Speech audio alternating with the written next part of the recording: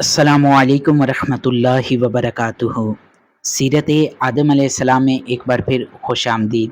آج انشاءاللہ الکریم اس ویڈیو میں ہم سنیں گے کہ جب حضرت آدم علیہ السلام اور حضرت حوا رضی اللہ تعالی عنہا جنت سے زمین پر اترے تو وہ کس مقام پر اترے تھے اور ان کی ملاقات آپس میں کس مقام پر ہوئی تھی۔ حضرت عبداللہ بن عباس رضی اللہ تعالی عنہما فرماتے ہیں، حضرت آدم علیہ السلام کو ہند میں اور حضرت حوا رضی اللہ تعالی عنہ کو جدہ میں اتارا گیا۔